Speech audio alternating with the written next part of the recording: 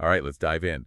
Today we're taking a trip to the Peruvian desert to check out one of the most mysterious spots on the planet, the Nazca Lines. I mean, you've got to have seen pictures of those crazy, huge geoglyphs carved right into the desert floor. Some are just lines, yeah.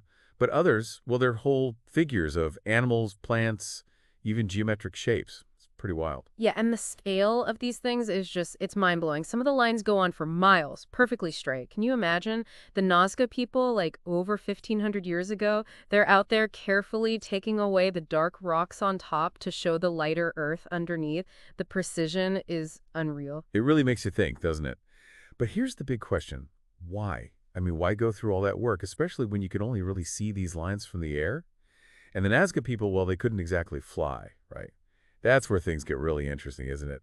All this mystery, it's kind of spawned a whole bunch of theories, some a little more out there than others. Oh, absolutely. And, the one that always seems to pop up first is that aliens helped make the Nazca Lines. Aliens. Yeah, I mean, that's like straight out of some sci-fi movie, right? Like, were these lines landing strips for alien spaceships?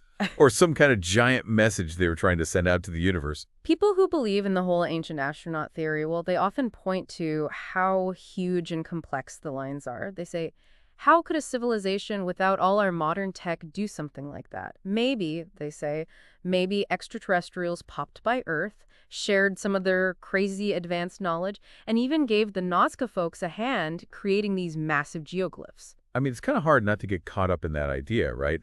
The thought that we might have had visitors from other planets, and the proof might be right here on Earth this whole time. What do you think? Could these lines really be messages to aliens? Well, you see, we don't have any solid proof of aliens being involved, so it's still just a theory. But we do have to give credit where credit's due. The Nazca people were incredibly clever. They had a really good grasp of astronomy and geometry. You can see that and how precise the lines are and how they line up with certain things. Some researchers even think that the lines were used for, watching the stars and maybe even as a giant calendar to mark the solstices and equinoxes. So maybe they didn't need aliens after all, huh? Maybe they were just like amazing astronomers and engineers, way beyond what we usually think ancient cultures could do. It's pretty amazing to think about. Totally. And even without bringing aliens into it, the Nazca Lines give us this really cool peek into the culture and beliefs of the people who made them. Okay, so we're going to put the alien theory on hold for now, but, keep an open mind, everyone, because we're just getting started. Another popular theory says that, well, what if the Nazca people didn't make the lines at all? What if it was a super advanced, much older civilization, a lost civilization? Oh, yeah, the lost civilization theory. This one really gets people going, doesn't it? Just picture it. A technologically advanced civilization way before the Nazca. They could make these massive designs and then poof, they're gone. Vanished. Where'd they go? What happened to all their knowledge? It's totally like something out of an Indiana Jones movie. I know, right? Like imagine a hidden city buried under the desert, full of secrets just waiting to be found. It's exciting and a little spooky too, right? What if these lines are the key to unlocking their lost knowledge, their forgotten tech? What if there's way more to this story than we can even imagine right now? There are definitely people out there who believe that. They talk about how complex the designs are, saying it seems like it was beyond what the Nazca people could do. Some even think that there might be even older, fainter lines underneath, which means there could be like layers of civilizations that we've lost track of. Okay, I'm hooked now. Lost civilizations, ancient secrets, whispers of forgotten knowledge. This deep dive is getting better and better. But let's be real here. We got to be a little skeptical too, right? Is there any actual proof of this lost civilization? That's a really important point. We don't have anything that definitively proves it, which, makes you wonder. We need to look at what we've already found, all the archaeological evidence, and see if there are any signs of a civilization before the Nazca that could have made these huge, complex geoglyphs. That makes sense. So we've got aliens and lost civilizations, two theories that definitely get the imagination going.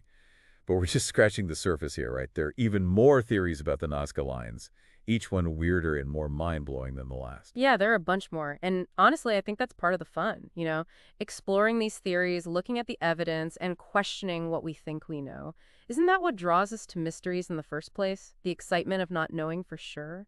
You're totally right. So everyone listening, get ready, because we're about to go even deeper into the mystery of the Nazca Lines. Let's peel back another layer of this enigma and see what we find. Buckle up, because we're going somewhere where we don't need roads, just an open mind. So, ready for another theory. This one kind of spins the ancient astronaut idea a bit. It says, What if the Nazca Lines weren't just made with help from aliens, but like directly by aliens? Whoa, whoa, whoa. Hold on a sec. So we're not talking about ancient astronauts working with humans anymore. You're saying aliens came down and, like, personally drew these giant pictures in the desert. That's some serious close encounter stuff. Yep, that's the idea. The argument is the lines are just too complicated, too perfect for people back then to have pulled it off on their own. Think about it. Perfectly straight lines going for miles, these intricate figures that you practically need to be flying to design. Yeah, when you put it like that, it does make you wonder. I mean, maybe they had some kind of crazy advanced technology we don't even know about. Or, maybe they had help from beings who could see the whole picture, like literally from up in the sky. That's the heart of this theory, right? That there's something we're missing, something that explains how a civilization without modern tools or, airplanes could create something this massive and complex. Of course, gotta be honest, the idea of aliens making the Nazca Lines themselves, it's pretty out there. Of course, of course. But hey, isn't it fun to think about? Just imagine these, like, otherworldly beings using Earth as their canvas, making art on a scale we can't even fathom. It's like cosmic graffiti. Aha, I like that. Cosmic graffiti. And it's that sense of wonder, that possibility that keeps these theories going, even without hard proof. But let's shift gears a bit to another theory. This one focuses on the idea that the Nazca Lines are trying to say something, like a giant message board from the past. Okay, so we're talking hidden messages, secret codes, ancient wisdom embedded in these lines. Tell me more. What kind of messages are we talking about? Well, there are all sorts of interpretations. Some folks think the lines represent a map of the stars, a celestial chart they used for like astronomy and navigation. Others see religious symbols, images of gods, maybe even messages to them. Whoa, like a massive outdoor temple dedicated to the cosmos. I can totally picture the Nazca people gathering around these figures, doing rituals under the stars, trying to connect with the divine. That's a pretty powerful image. It is, isn't it? And it really shows that deep connection the Nazca people had to the spiritual world, to nature. Of course, figuring out these messages, well, that's a tough one. It's like we're trying to crack a code from a language that doesn't even exist anymore with symbols and meanings that are, probably totally different from how we think. Yeah, like trying to solve a puzzle with missing pieces. But hey, maybe, just maybe, with enough research and, keeping an open mind, we can start putting the pieces together and understand what the Nazca people were trying to tell us. That's the hope, right? To connect across time and culture and finally grasp what this ancient civilization accomplished. All right, so we've got aliens, lost civilizations, and now cosmic messages. But what if, and stick with me here, what if the Nazca Lines weren't meant to be seen from above at all? What if their purpose was, I don't know, more practical, more about their everyday life? That's a really interesting thought. And, there are actually a bunch of theories that look at that idea. Some researchers think the lines might have been a huge irrigation system, moving water from the mountains to the fields. Others think they were for navigation, helping people find their way through the desert.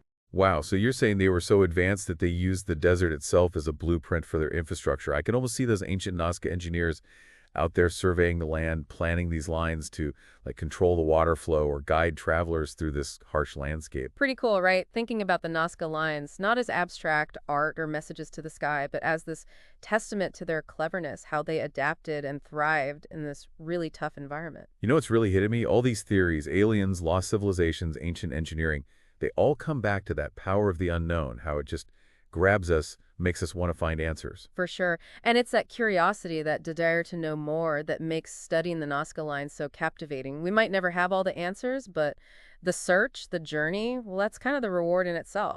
I loved it. It's not about getting to the end, but about the journey exploring the mystery constantly unfolding. But let's be real for a minute. We've gone through some pretty wild theories, but what about the more grounded explanations? What does, the actual archaeological evidence tell us about the Nazca Lines? Great question. That's actually where we're headed next. Let's dive into the world of archaeology, see what we can learn from the artifacts and stuff left behind by the Nazca people. All right, let's get into the science, the facts, the real deal. Time to separate fact from fiction, or at least try to, as we keep going on this deep dive into the Nazca Lines mystery. Okay, so we've covered some pretty wild theories about these Nazca Lines, right? Aliens, lost civilizations, giant irrigation systems in the desert. It's been, well, a lot. But now I think it's time to get back down to Earth. like literally. Right. Let's see what archaeologists have figured out about the Nazca people themselves. Maybe that'll help us understand these mysterious lines a little better. Exactly. So what have they found? Any, like, big clues hiding in the sand? Well, after years of digging and researching, they've put together a pretty fascinating picture of the Nazca culture. These were sophisticated people. They thrived in the super dry region for centuries. They were great farmers, weavers, potters, and they had this deep respect for nature, especially water. I mean, water's a big deal when you're living in a desert. Yeah, water's like gold in a place like that. Do you think that connection to water could have something to do with the lines? A lot of archaeologists think so. They've found evidence that the lines were used in rituals and ceremonies, things related to water and fertility. Some of the figures, like the hummingbird and the monkey, they're connected to rain and water sources in Nazca mythology. So picture this. The Nazca people are walking these lines, doing their rituals, praying for rain, maybe giving thanks for the water they have to help their crops grow. It's a pretty beautiful image. It is, and it ties the lines to the core of their culture, their beliefs, even their daily struggles. It's amazing, right? Something as, I don't know, simple as lines drawn in the desert could be so connected to survival in such a harsh place. It makes you look at these geoglyphs in a whole new way. Definitely, and it reminds us that even though their culture was so different from ours, we still share some basic human needs, right? Food, water, that feeling of being connected to something bigger than ourselves. Right, right. Okay, so we've got this connection to water and fertility rituals, but what about those astronomical alignments we talked about before? How does that fit in? Yeah, that's another part of the puzzle archaeologists are still trying to work out. I mean, it's obvious the Nazca people were pretty good at astronomy. Some of the lines line up perfectly with solstices and equinoxes, which suggests they were tracking the seasons, maybe even using the lines as a giant calendar. Wow. So they could have been using these lines to mark the passage of time, celebrate the changing seasons, understand where they fit in the grand scheme of things, like a giant open-air observatory. Exactly, and it shows their curiosity, their desire to understand the world around them, their place in the universe. The knowledge and skill they must have had to create these lines, it's incredible. It really makes you rethink what ancient cultures were capable of. Absolutely. We shouldn't underestimate the ingenuity and creativity of people from different times and places. They had their own ways of understanding the world, and honestly, we can learn a lot from them. As we've been talking about all these theories, I've been thinking about why we're still so fascinated by the Nazca Lines. I mean, centuries of research and theories, and we're still hooked. It's a great question. Why do you think they capture our imaginations like this? Well, I think part of it is, the mystery. People love a good puzzle, something that makes us think outside the box, consider things beyond our everyday experience. Right. There's something about the unknown, the challenge of trying to unravel a secret that's been hidden for so long. It pulls us in. But I think it's more than just the mystery. The Nazca Lines show us the power of human creativity, how people can take something as barren as a desert and turn it into art, a place for rituals, a way to connect with something bigger than themselves. Yeah. And they speak to this fascination we have with ancient cultures, this desire to understand how people lived, thought, created in a world so different from our own. And you know what? Even if we never totally figure out the Nazca Lines, even if we never know for sure what they were for, they'll always inspire us. They'll make us ask questions, explore, keep searching for answers both in the world and within ourselves. Well said. The Nazca Lines are a testament to human curiosity, this endless quest to understand where we fit in the universe. Well, folks, that brings us to the end of our deep dive into the Nazca Lines. We've explored the theories, the evidence, all the mystery surrounding these incredible geoglyphs. It's been a really cool journey, hasn't it? Filled with wonder, speculation, and just a whole lot of respect for the Nazca people and what they accomplished. We've gone from the Peruvian desert to the vastness of space, considered everything from the down-to-earth to the extraterrestrial. And through it all, I hope we've shown that the search for knowledge doesn't really have an ending point. It's about asking questions, looking at things from different angles, embracing the mystery. So next time you see the Nazca Lines, whether you're actually there or just thinking about them, remember that the world is full of wonder. Even the emptiest places can hold secrets waiting to be discovered. Keep your minds open, stay curious, and never stop asking why. Thanks for joining us on this amazing adventure. We'll catch you next time for another deep dive into the world of knowledge and discovery.